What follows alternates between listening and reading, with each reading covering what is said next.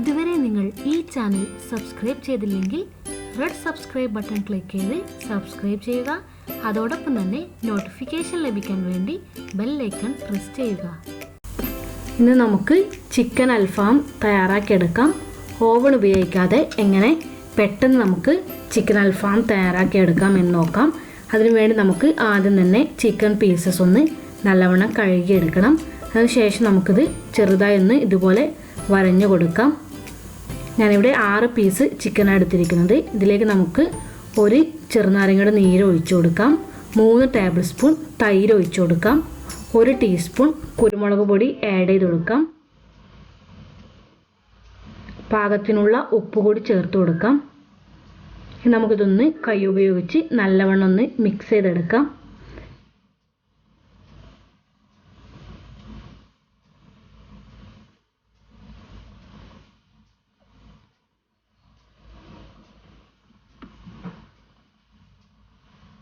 ഇതിലേക്ക് ഇനി 1 ടേബിൾ സ്പൂണോളം ഇഞ്ചി വെളുത്തുള്ളി പേസ്റ്റ് കൂടി ആഡ് ചെയ്ത് കൊടുക്കാം.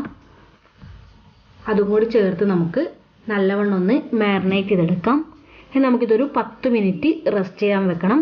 അതിനുശേഷം നമുക്കിതിലേക്ക് സെക്കൻഡ് മാരിനേഷൻ അപ്ലൈ ചെയ്ത് കൊടുക്കാം. നമുക്ക് അതിന് വേണ്ട ഇൻഗ്രീഡിയൻസ് ഒന്ന് റെഡിയാക്കി എടുക്കാം. ഒരു ഫ്രൈ പാനിലോട്ട് നമുക്ക് 10 വറ്റൽമുളക് ഇട്ട് കൊടുക്കാം. 1.5 ടേബിൾ സ്പൂൺ മല്ലി ചേർത്ത് കൊടുക്കാം.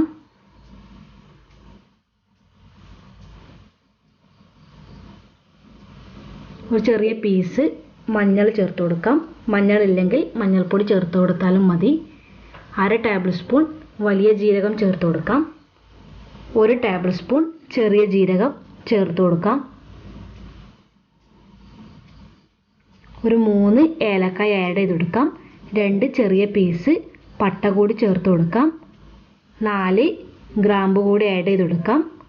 നമുക്ക് ഇതെല്ലാം കൂടി ഒന്ന് ഡ്രൈ റോസ്റ്റ് ചെയ്തെടുക്കാം. ഫ്ലെയിം ഒരു മീഡിയം ഫ്ലെയിമിലിട്ട് വേണം നമുക്കിത് ഡ്രൈ റോസ്റ്റ് ചെയ്തെടുക്കാൻ. അതിനുശേഷം നമുക്കിതൊന്ന് മിക്സിയിലിട്ട് പൊടിച്ചെടുക്കണം.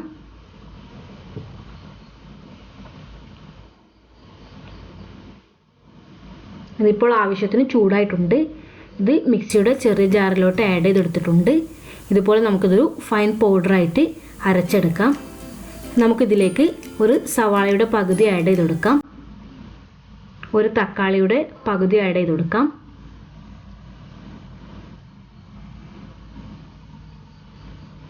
രണ്ട് പച്ചമുളക് കൂടി ചേർത്ത് കൊടുക്കാം.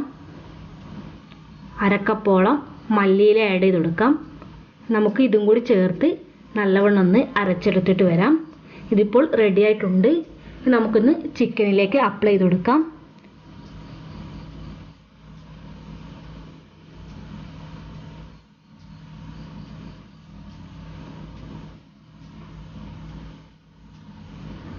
ഇതും കൂടി ചേർത്ത് നമുക്ക് ചിക്കൻ ഒന്ന് നല്ലവണ്ണം ഒന്ന് മിക്സ് ചെയ്തെടുക്കാം. മസാല എല്ലായിടത്തും ഒരുപോലെ സ്പ്രെഡ് ചെയ്യാൻ പ്രത്യേകം ശ്രദ്ധിക്കണം. ചിക്കൻ്റെ എല്ലാ വശത്തും മസാല നമുക്ക് കൈകൊണ്ട് തന്നെ തേച്ച് പിടിപ്പിക്കാം.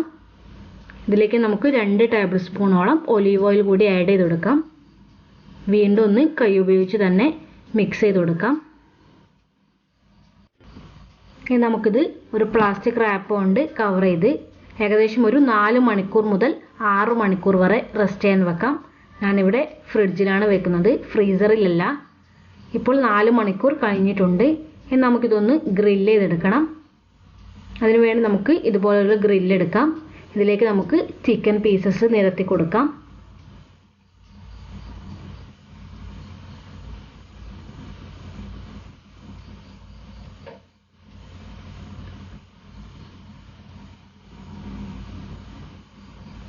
നമുക്കിത് അടച്ചു വെച്ച് 2 സൈഡും ഒരുപോലെ ഗ്രില്ല് ചെയ്തെടുക്കണം.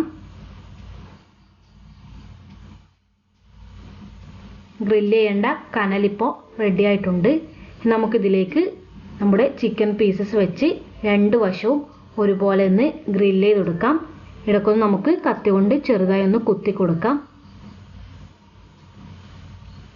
ഇപ്പോൾ ഒരു വശം ആയിട്ടുണ്ട്, മറുവശവും നമുക്ക് ഇതുപോലെ ഗ്രില്ല് ചെയ്തെടുക്കാം.